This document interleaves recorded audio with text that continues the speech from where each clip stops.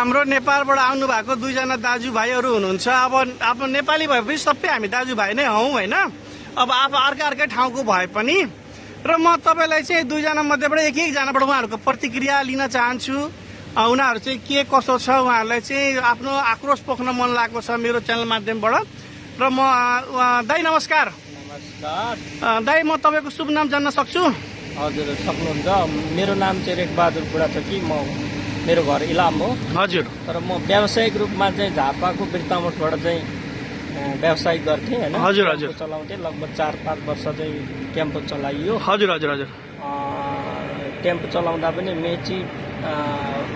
मेची सङ्घ भन्ने एउटा सङ्घ हुँदो रहेछ नि। हजुर हजुर, मेची सङ्घ छ, थाहा छ मलाई। हजुर हजुर, त्यसमा चाहिँ मेरो टेम्पो चाहिँ मैले दर्ता गरेको थिएँ। हजुर हजुर।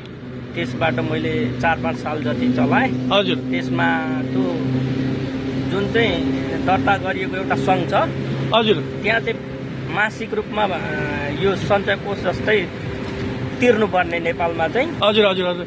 अब त्यस्तै परिवार पनि पाल्नुपर्ने। हजुर। त्यसले गर्दा नेपालमा चाहिँ भने जस्तो खुसी हुन, व्यावसायिकबाट खुसी हुन सकिएन। तपाईँको भनाइ चाहिँ नेपालमा आफूले भने जस्तो गरेर चाहिँ आफ्नो परिवार पाल्न गाह्रो भयो, त्यही भएर तपाईँ चाहिँ विदेशतिर लाग्नु भएको, तपाईँको भनाइ चाहिँ यो रहेछ।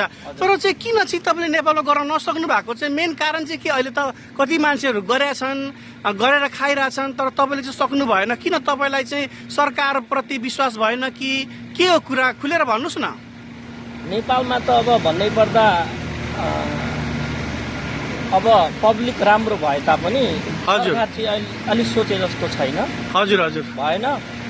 अब हामीलाई कुनै पनि राम्रो काम गर्न चाहँदा पनि सरकारले चाहिँ हरेक करहरू साथ सपोर्ट गरेन सरकारले। करहरू लगाउने। हजुर।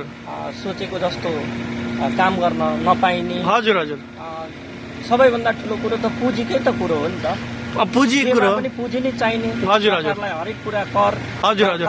हजुर हजुर। पुँजी नै चाहिने। हजुर हजुर हजुर हजुर हजुर। सोचे जस्तो गर्न सकिएन भनौँ न। ल केही छैन। तर अहिले त नेपाल परिवर्तन भएको छ। जेनजी आन्दोलनपछि सबै नेताहरू भागाभाग भएका छन्। अहिले त सरकार पनि अर्कै गठन भएको छ, 6 महिना कालको लागि भए पनि। अब त नयाँ सरकार आउँछ, युवा पुष्टिको सरकार आउँछ र अब चाहिँ नेपालमा केही हुन्छ भन्ने धारणा राखेका छन् विज्ञहरूले। तपाईँको चाहिँ के छ यसमा भनाइ? अब चाहिँ नेपालमा केही परिवर्तन हुन्छ जस्तो लाग्छ तपाईँलाई? पहिले चाहिँ मैले जिएनजीको आन्दोलन पछाडि जति पनि यो सरकार परिवर्तन भयो केही हुन्छ कि जस्तो सोचेको थिएँ। तर अब अहिले फेरि सोच्दै गर्दा चाहिँ परिवर्तन भयो जस्तो लागेन। किन त भन्दाखेरि हजुर अब पहिले बा भन्ने जस्ता सरकार, हजुर अहिले आमा सम्मानका सरकार, तर परिवर्तन चाहिँ केही गर्न सक्नु भएन क्या। जस्तो जिएनजीको चाहना थियो हजुर हजुर त्यो विपरीत अहिले भइरहेको छ। हाम्रो चाहना के त भन्दा हामी यहाँ विदेशमा कमाएर पठाएको रेमिटेन्सहरू हजुर नेपाल सरकारलाई चल्ने। हजुर।